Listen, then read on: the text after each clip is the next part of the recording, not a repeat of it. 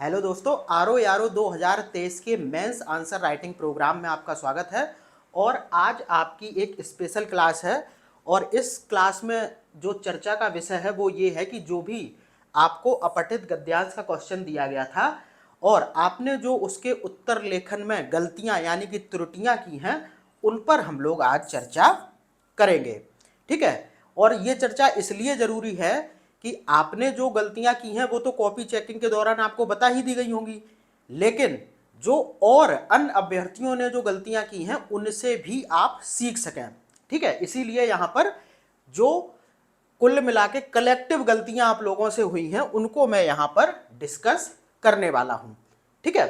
तो बड़े ध्यान से चीज़ों को देखते जाइए और एक एक चीज को पकड़ने का यहाँ पर प्रयास कीजिए कि आपको अपने परीक्षा हॉल में, ठीक है, जहां पर भी आपकी मुख्य परीक्षा होगी तो उस दौरान ये गलती ना हो, क्योंकि अगर उस दौरान ये गलती हो गई तो आप मेंस परीक्षा से बाहर हो जाएंगे।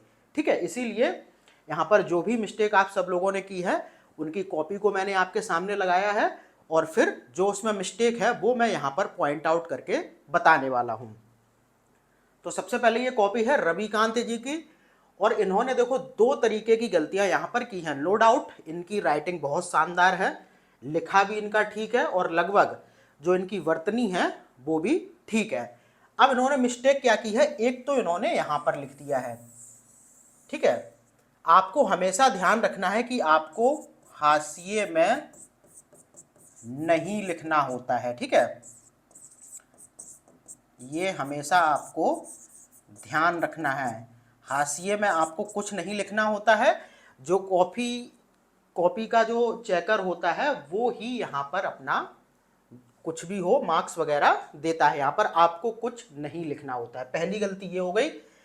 दूसरी देखो, एक चीज यहाँ पर है, आपने जो ये किया है इस तरीके की ये जो डिजाइनिंग बनाई है ये ना करके आप सीधी रेखा का प्रयोग करें, क्योंकि जब इस तरीके की चीजें होती हैं तो उससे आपकी मैच्योरिटी नहीं दिखती है। कभी आपने ये नहीं देखा होगा, बहुत जो ऑथेंटिक चीज़ें होती हैं वहाँ पर इस तरीके की कोई डिज़ाइन हो, कुछ ऐसे मतलब जो भी जिस तरीके की भी डिज़ाइन हो सकती है वो यहाँ पर आपको नहीं करनी है। आपको सिर्फ सीधा ऐसे लिखना था, आप डालते सारांश, ठीक है, और नीचे लाइन करके और इस तरीके से आप स्टार्ट कर दिए। ये जो डिजाइनिंग वाला काम है ये आप यहाँ पर मत करिए, क्योंकि इससे आपकी मैच्योरिटी का पता चलता है। तो दो गलतियां यहां पर मैंने आपको बता दी रविकांत जी की कॉपी में, बाद बाकी इनका सब कुछ ठीक था। हाँ, एक मिस्टेक और इन्होंने की है। मिस्टेक ये की है कि जब ये रेखांकित अंशों की व्याख्या कर रहे हैं तो जो रेखांकित अंश है वो ये पूरा पूरा यहां पर लिख दे रहे हैं, जबकि वहां पर आपको ऐसा नहीं करना है। आपको पहले डालना है, या तो आप एक डालिए और अगर ऊपर का खा का प्रयोग हो चुका है तो यहाँ पर आ डाल दीजिए। ठीक है, और उसके बाद जैसे स्टार्ट हो रहा है तो इस दुखमय, ठीक है, और इसके बाद आपको बिल्कुल डॉट डॉट डॉट करके और फिर जो अंतिम शब्द है हुआ है,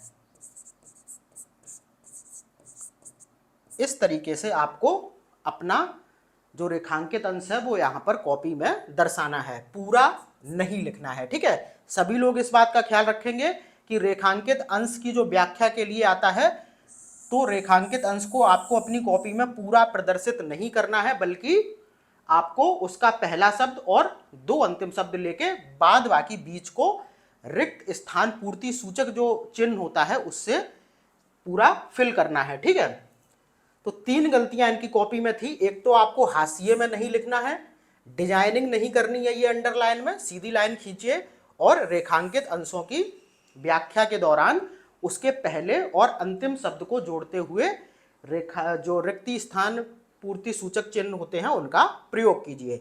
बाद बाकी उत्तर गा यहां पर अगर आपने डाल दिया है तो फिर भी यहां पर रेखांकित अंश आप एक और दो, जो यहां पर आगे इनका है यहां पर हो गया दो और यहां पर तीन, इस तरीके से थोड़ा दर्शा दीजिए। ठीक है, तीन मिस्टेक इनके में निकल गई। फिर ये कॉपी है आसिफ जी की। ठीक है, अब इनमें देखो क्या है कि ये लिखते तो सब कुछ लगभग ठीक है, इनकी बर्तनी भी मैंने पढ़ने की कोशिश करी, वो भी ठीक है, लेकिन इनकी राइटिंग थोड़ी सी ऐसी है और ये इतना छोटा लिखते हैं कि वो परीक्षक के लिए थोड़ी सी समस्या बन सकता है।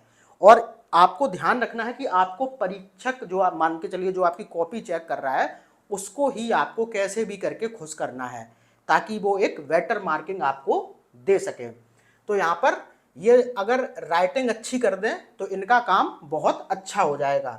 तो यहाँ पर मैं सबके लिए लिख देता हूं, राइटिंग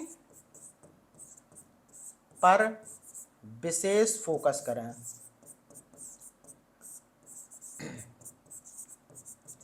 ठीक है, राइटिंग पर सबको बहुत ही अच्छी तरीके से फोकस करना है, जितना बेहतर तरीके से लिख सकें उतना करें। ठीक है, एक चीज और, चीजों को जितना सही लिखना जरूरी है उतना ही सही तरीके से लिखना भी जरूरी है।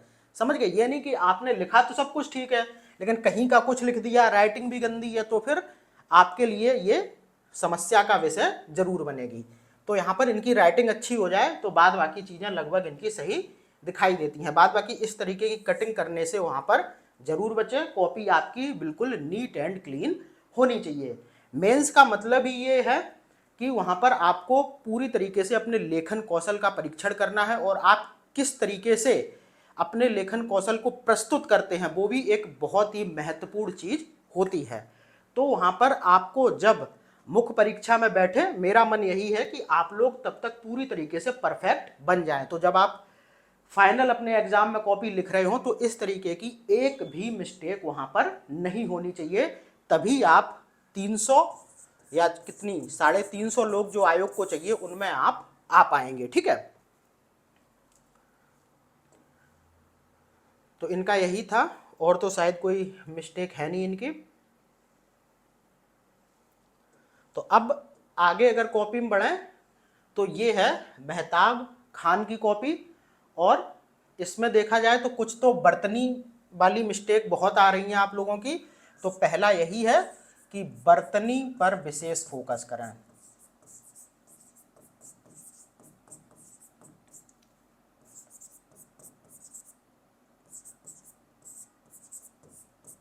ठीक है, बर्तनी पर आपको विशेष फोकस करना है, किसी भी तरीके से आपकी बर्तनी गलत नहीं होनी चाहिए। बर्तनी गलत होगी तो बिल्कुल क्लियर सी बात है कि आपका नंबर कटेगा वहां पर।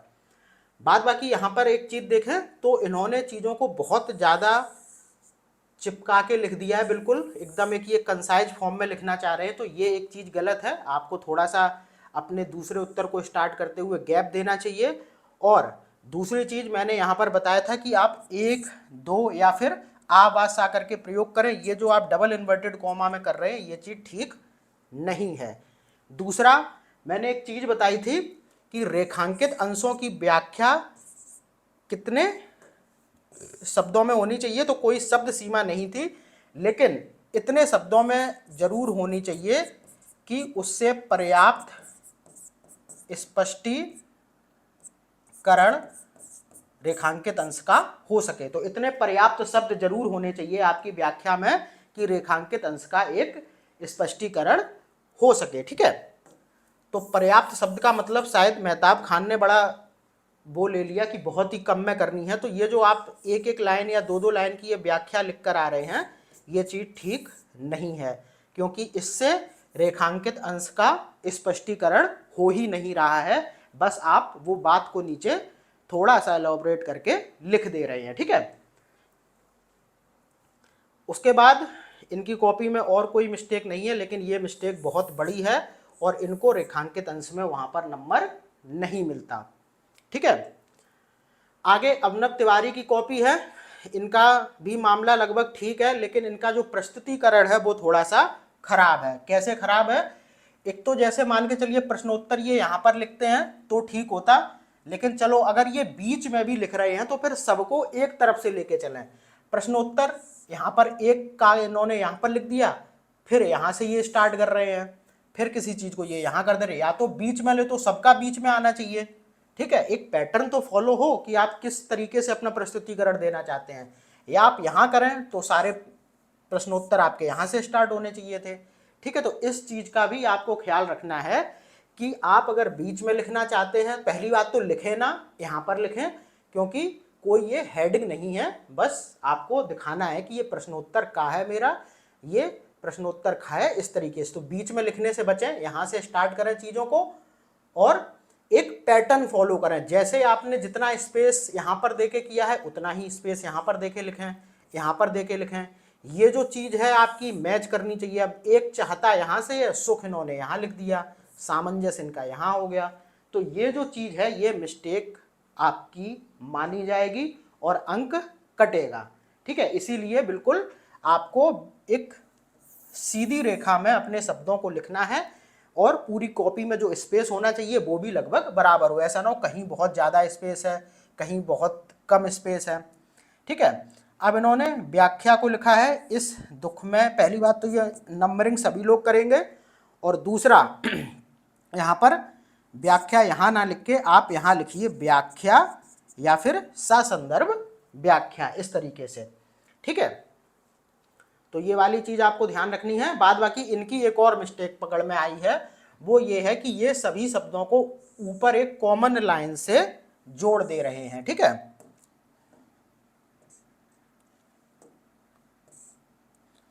ये क्या कर रहे हैं, जैसे ये सुख की कामना लिखा है तो ऐसे लिखना चाहिए ना इनको, सुख की कामना। ठीक है, इन्होंने क्या किया है, एक लाइन खींची और उसी पे सब कुछ जोड़ के रख दिया है। ये देखिए प्रस्तुत गद्यांश, इसी तरीके से ये बहुत से शब्दों को जोड़ के लिख रहे हैं और ये वहां पर आपके लिए प्रॉब्लम क्रिएट करेगा। इसीलिए शब्दों को अलग अलग लिखें, जैसे कि सुख की कामना, इस तरीके से। ठीक है, तो ये एक मिस्टेक है। बाद बाकी आपको ये चीज यहां पर करनी है और एक सीधे लाइन में और बराबर स्पेस के साथ लिखना है। ठीक है, एक ये चीज हो गई। बाद बाकी शायद ये भी इनकी है, तो यही समस्या यहाँ पर आ रही है। बाद बाकी तो सब कुछ ठीक है इनका।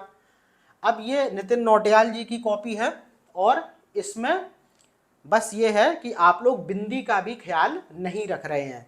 जैसे प्राणियों होता है तो यहाँ पर जैसे बहुत जगह क्या होता है नहीं होता है होता है, तो आपने क्या किया है कि बिंदी का प्रयोग आप में से बहुत से लोग नहीं कर रहे हैं। लेकिन आपको पता होना चाहिए कि हिंदी में बिंदी का बहुत महत्व होता है। एक बिंदी से पूरे जो वो होता है, क्या होते हैं, एक शब्द का जो अर्थ होता है या फिर पूरे वाक्य का जो वो होता है, भाव होता है, वो परिवर्तित होता है। जैसे मान के चलिए कहा जाए लड़के जा रहे हैं, है नहीं होगा, फिर जा रहे हैं। ठीक है, तो यहाँ पर आपको बिंदी का ख्याल रखना है और आपको बर्तनी अपनी शुद्ध रखनी है। बाद बाकी इनके में क्या था, एक मिस्टेक ये थी कि आप जो ये नंबरिंग करते हैं, जैसे मान के चलिए ऊपर इन्होंने प्रयोग कर लिया का, खा और गा, उसके बाद बहुत बढ़िया इन्होंने लिखा आ। अब देखो एक मिस्टेक इनकी ये है कि सा संदर्भ पे बिंदी नहीं होनी चाहिए, तो इन्होंने सा पे भी बिंदी लगा दी है, मतलब एक्स्ट्रा बिंदी। तो ये आपको ध्यान रखना है। अब इन्होंने देखो पहली रेखांकित अंश के लिए आ प्रयोग किया, तो इन्हें बा प्रयोग करना चाहिए था। अब इन्होंने क्या कर दिया, यहाँ पर खा लिख दिया, और खाइए ऑलरेडी प्रयोग यहाँ पर कर चुके हैं। तो ये चीजें भी एग्जामिनर वहां पर देखेगा। मेरा मतलब कहने का है कि आप लोग पूरी तरीके से परफेक्ट हो जाएं, और अगर आपने इतना सब कुछ कर लिया जितना मैं बता रहा हूं, 100% आपका मान के चलिए सिलेक्शन वहां पर हो जाएगा। ठीक है, तो ये चीजें आपको ध्यान में देनी है। एक, आपको बिंदी पर ध्यान देना है। ठीक है, बाद बाकी बर्तनी का मैंने बता दिया, जो मोटी मोटी चीजें हैं। बिंदी वाली जो गलती है वो सबके में आ रही है, तो सब लोग ध्यान रखेंगे। बर्तनी वाली गलती सबके में आ रही है। ठीक है, बाद बाकी मैं बताते चल रहा हूं। और एक चीज, जो मैंने वीडियो बनाई है इतनी बड़ी बड़ी आपके लिए, उनका प्रयोग कीजिए आप लोग, क्योंकि मुझे ऐसा लग रहा है कि आप जिस तरीके से ये जो मिस्टेक कर रहे हैं छोटी मोटी, वो वहां पर मैं ऑलरेडी डिस्कस कर चुका हूं। ठीक है, तो आप उन वीडियोस को भी अच्छे से देख लेंगे तो ये गलतियां नहीं होंगी। अब देखो ये नाम यहां पर डला नहीं है कॉपी में, शायद ये प्रिया जी की कॉपी है। अब यहां पर देखिए इन्होंने गद्यांश का शीर्षक, गद्यांश का शीर्षक मैंने अपनी वीडियो में बिल्कुल चिल्ला चिल्ला के इस बात को बताया है कि 4 से 5 शब्दों में, 4 से 5 शब्दों में अधिकतम हो सकता है। ठीक है, 4 से 5 शब्दों में अधिकतम। लेकिन इन्होंने अपना शीर्षक देखिए गद्यांश का लगभग आधा लिख दिया है। मैंने पहले ही बताया था शीर्षक का मतलब होता है शीर्ष, जो कि किसी भी चीज का प्रतिनिधित्व करने वाला हो। अब आपने तो वहां पर आधा गद्यांश ही छाप के लिख दिया, तो ये शीर्षक कैसे हो सकता है? शीर्षक तो सिर्फ 4-5 शब्दों का होता है, या फिर कम से कम एक शब्द।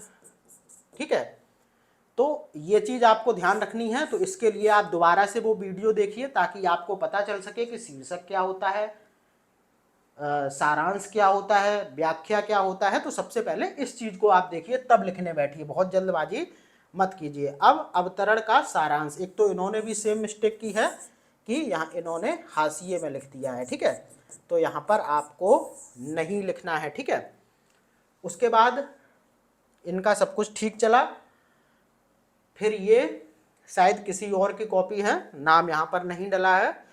तो यहाँ पर एक मिस्टेक क्या आ रही है, आप सभी ने पकड़ लिया होगा। मिस्टेक ये है कि रेखांकित अंशों की व्याख्या, मैंने बताया था 3 रेखांकित अंश आपकी परीक्षा में दिए जाते हैं, यानी कि पूछे जाते हैं, और तीनों की व्याख्या अलग अलग करनी होती है, तभी आपको नंबर वहां पर मिलेंगे। इन्होंने पता नहीं कैसे करके रेखांकित अंशों की व्याख्या एक ही में मिला के लिख दी। अब समझी में नहीं आ रहा है कि ये किस रेखांकित अंश को यहाँ पर स्पष्ट कर रहे हैं। ठीक है, तो ये चीज वहां पर काट के 0 कर दी जाएगी। तो आपको ध्यान रखना है कि 3 जो रेखांकित अंश आपके गद्यांश में दिए जाते हैं, उनकी व्याख्या आपको अलग अलग करनी होती है, और आप अलग अलग नहीं करेंगे तो आपको वहां पर 0 मिलेगा। ठीक है, तो आपने छोटी मोटी मिस्टेक देखी, बाद बाकी जो कॉमन सबके लिए है वो ये है कि बर्तनी का ध्यान रखें, बिंदी लगाना ना भूलें। सब लोग बिंदी नहीं लगा रहे हैं जहां पर लगनी चाहिए। तीसरा, हाशिए में ना लिखें। और क्या था, प्रस्तुतिकरण अपना बढ़िया करें, राइटिंग शानदार करें, रेखांकित अंशों की जो व्याख्या होती है वो अलग अलग करें, शीर्षक 4 से 5 शब्दों में लिखें, और क्या था, ये जो नंबरिंग है इसको सही डालें,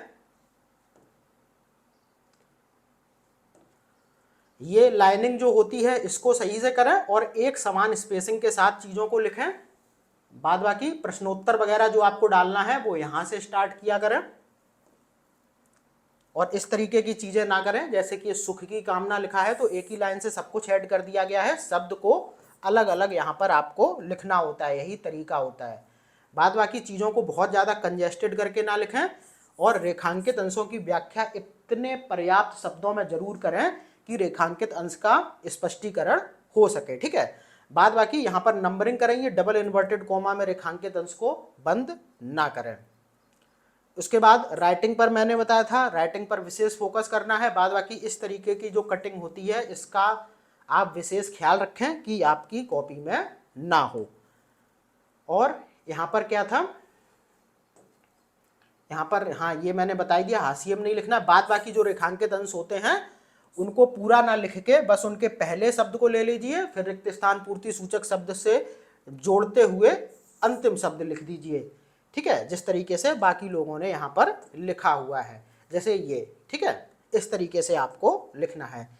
तो ये हो गए अपठित गद्यांश वाले सभी डाउट, और कल हम लोग क्लास कर लेंगे किसकी, जो शासकीय और अर्धशासकीय पत्र का जो उत्तर आप लोगों ने लिख के दिया है उसकी डाउट क्लास ले लेंगे। तो इस क्लास को यहीं समाप्त करते हैं और मिलते हैं अगली क्लास में। तब तक के लिए धन्यवाद।